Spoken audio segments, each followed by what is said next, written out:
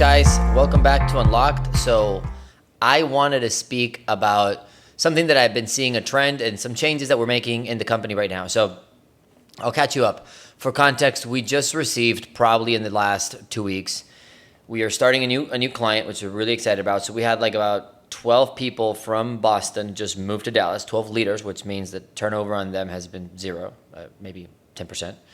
And similar situation from Kansas City. So we basically just had like an influx of people, and you would think, oh, that's cool. Well, people come with, of course, it's a blessing to be able to train and work with more people. But of course, there's challenges that come with these people because I haven't specifically personally worked with them. So maybe not challenges, but opportunities that I have to work with people that I haven't really met yet. So, but overall, what does that mean? For an industry like this, it means that we just went up by 20 people. And of course, there's pros and cons to that.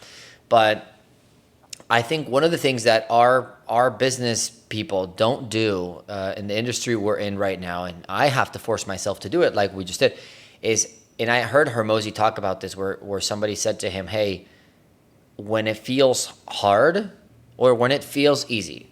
So this is I'll give you the backstory. Alex and Layla Hormozi, before they sold Gym Launch I think they sold it for $46 million.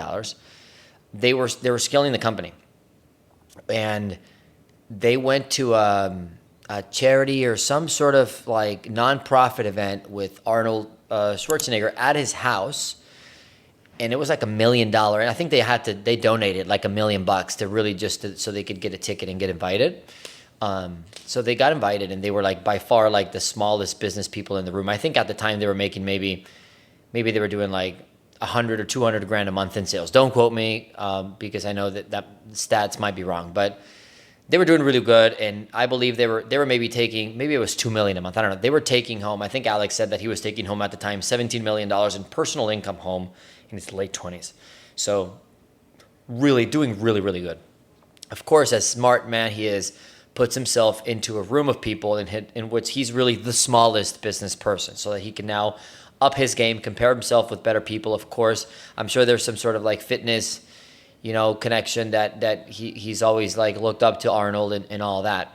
Now, what happened is he was surrounded by all these business sharks and people that were doing, tens of millions of dollars a month in sales. And he always says that the one thing he remembers really from his late 20s, he like recaps all of his learnings into this one sentence. And he said, hey, whenever it feels easy, that's when you go harder. And I don't think enough people do that. And anyway, he kind of shares a story as to which they told him like, hey, if you don't go harder, somebody with this business model you have, with what you have going on, your team, your people, somebody bigger and, it's going to bark louder than you, and it's going to take all of your stuff. So you better do it now. And so he went on and on to build Gym Launch, and they doubled their sales, whatever the numbers are. And eventually they sold the company for $46 million and a huge exit, right? And I think it's a great story and it sounds a lot easier said than done. The reason I bring it up to us is because, our office, of course, with an influx of 20 people, after the first 2 or 3 weeks of these new people, we kind of evened them out and integrated them into our culture.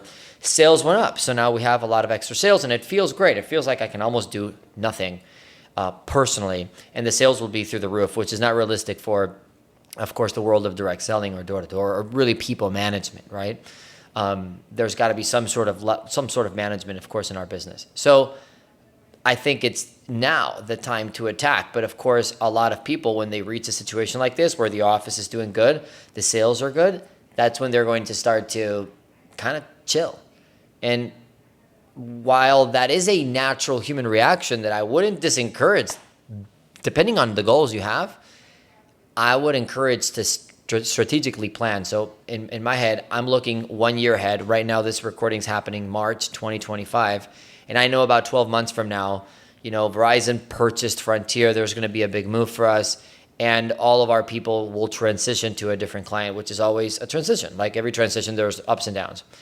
And me trying to get ahead of that, we're just going to grab 5 or 6 of our best people and move them into a different campaign now so that we can locally learn something new, something a little harder than what we're doing currently, so that when that time comes a year from now, we are already well-versed in just overall doing more difficult things. And I wish I would have learned this the easy way. I learned it the hard way. I had to go, and look, it turned out well. But for me, like, I had to wait until COVID hit for me to realize that nothing's guaranteed. And then I started working at my hardest potential versus before then. I spent maybe my first 3 years just kind of doing okay. And as soon as I could take my foot off the gas, I would. But then COVID kind of shook the world a little bit and had me, between, a rock and a hard place. So what I would recommend is, if you're listening to this, you're a person that you're in a good spot. Like, you kind of know that you are working less intensely and the results you're getting are good, or you're not getting yelled at for the results you're getting, you're in a good spot. I would encourage you to, hey, now that it's easy, this is when you want to go even harder. This is when you want to double your recruiting. This is when you want to double your sales. You want to double whatever because it's easy. I was talking to a gentleman today that said, hey, my sales are going to be, I did 120 sales last week for my company. I said, okay, what's your goal for this week? He said, my goal for this week is 100. I'm like, why would you go down? He said, Richard, I had a person that went on a special road trip with a special area and did 30 sales where the average person does, 5 to 10. And this person did 30. And I said, hey, look, I understand somebody that does 30 might not be doing 30 again, but let's really look at this. If somebody's ever going to do 30 again, it's going to be after the week that they do it for the first time. So 2 weeks ago, you go to this person that did 30 sales and you tell them, hey, are you going to do 30? They would say, no, not in a million years. I've never done 30. But now this week, after this great road trip, back to normal life, a person that just did 30, hey, do you think you can do 30 again? If there's ever a chance, and listen to the words carefully, if there's ever a chance that somebody can actually say yes to that, is right after they did 30. So I said, hey, I would work on pushing the person that did 30 to do it again. It's a lot more fun than pushing the people that do 0 to do 3. When it's easy, people doing 30, go harder. I'm talking to people about, of course, in our business, we work with the flow of recruiting, and our recruiting is really consistent throughout the year. I think our organization hired 15,000 people last year and throughout the whole year, which is an insane number. What I wanted to throw out, especially starting out, is, okay, recruiting in May, when people are coming out of college and looking for internships, it's a lot easier, more simple. But so I'm telling people, hey, now that it's March, you're 2 months ahead. This is when you want to, March, April, you want to double your recruiting. You want to get 10 more Indeed ads or LinkedIn or DBAs, whatever, because by the time it's May and you need them, it's too late. So you want to double down now that it's easier versus in May when it gets a lot more competitive. So great lesson from Alex. And it always feels unnatural because you're literally, in my situation, I'm literally about to voluntarily lower my production and my outcomes for something in a year from now that is not guaranteed. Now, I would argue the fact that it isn't guaranteed. I would say it is, because if you look at the data and the patterns and the success stories over the years and years and years, and of course, trusting people like Alex Hormozi or people that are further in business in life than you are, then I would say it is guaranteed. But technically, I don't have any proof. So I would tell you, if you're in a position where, like, you just know you're working less hard, like you're waking up and you know, you're going to bed, you know there's gas left in the tank, you got to go harder.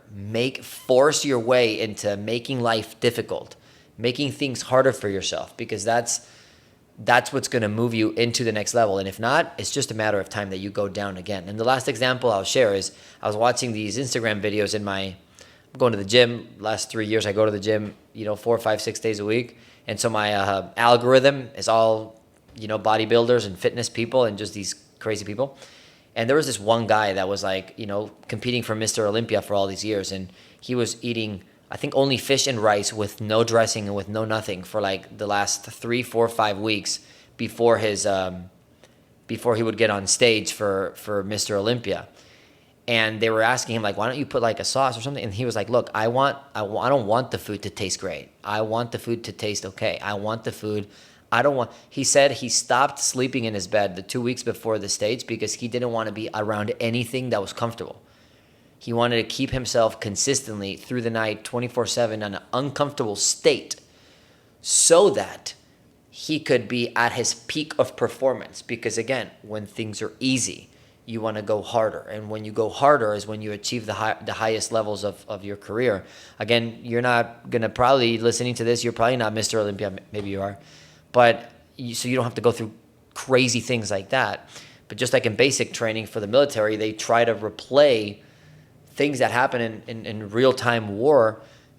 This is the same thing. It's just in business. You have to volunteer yourself to go through a harder time when it's easy so you can achieve your highest level. So whether you're in the field, you're starting out, you're somebody that's been in the business for a few years, in your own business, you have your own different career, whatever it is that you're listening to, you can apply it. If it feels easy what you're doing, you have to go harder so that you can move up into your next level, into the next level of your career, to your next maybe financial, maybe tax bracket or whatever it is that you're chasing. So hopefully that makes sense. When it feels easy, go harder.